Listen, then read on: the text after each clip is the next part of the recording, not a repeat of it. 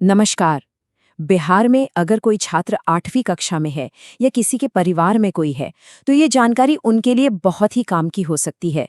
आज हम बात करेंगे NMSS स्कॉलरशिप की, एक ऐसी स्कीम जो आगे की पढ़ाई का सफर काफी आसान बना सकती है।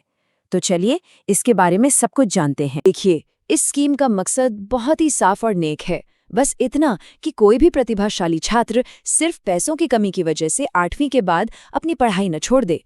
ये योजना छात्रों को 9वीं से लेकर 12वीं तक अपनी शिक्षा पूरी करने में मदद करती है।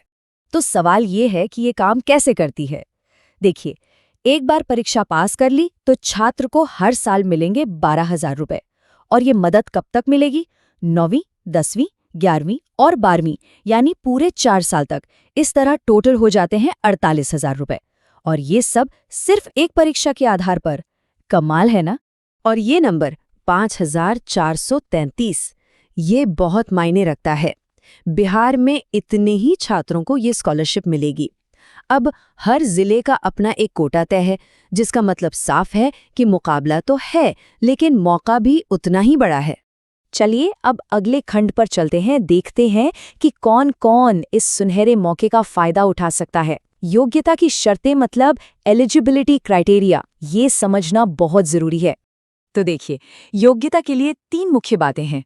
पहली, छात्र जिस साल परीक्षा दे रहा है उस सत्र में 8वीं कक्षा में पढ़ रहा हो। दूसरी, 7वीं कक्षा में कम से कम 55% अंक होने चाहिए। हाँ, SC और ST छात्रों के लिए थोड़ी छूट है, उनके लिए 50% अंक भी चलेंगे। और सबसे जरूरी बात, पूरे परिवार की सालाना आमदनी 3.5 लाख रुपए से ज्यादा नहीं होनी चाहिए। ये जानना भी बहुत जरूरी है कि छात्र किस स्कूल में पढ़ता है। जैसा कि यहाँ साफ दिख रहा है, अगर छात्र सरकारी स्कूल, मदरसा, संस्कृत विद्यालय या सरकार से सहायता पाने वाले अल्पसंख्यक स्कूल में है तो वो आवेदन कर सकता है। लेकिन केंद्रीय विद्यालय, नवोदय विद्यालय, सैनिक स्कूल या फिर किसी भी प्राइवेट स्कूल के छात्र इसके लिए योग्य नहीं हैं। इनसे सुनिए, ऑनलाइन आवेदन 26 जनवरी से शुरू होंगे और 15 फरवरी को बंद हो जाएंगे। इसके बाद 5 मार्च से एडमिट कार्ड डाउनलोड कर सकते हैं और परीक्षा का दिन है 8 मार्च। ये पूरी टाइमलाइन याद रखना बहुत जरूरी है। आवेदन का प्रोसेस काफी सीधा साधा है। सबसे पहले सारे जरूरी दस्तावेज इकट्ठा करने हैं। फिर SCERT बिहार की आधिकारिक वेबसाइट scert.bihar.gov.in पर जाकर ऑनलाइन फॉर्म भरना है।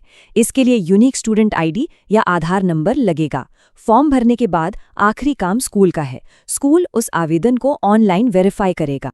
दस्तावेजों की बात करें तो आय प्रमाण पत्र यानी इनकम सर्टिफिकेट, ये तो सबके लिए अनिवार्य है।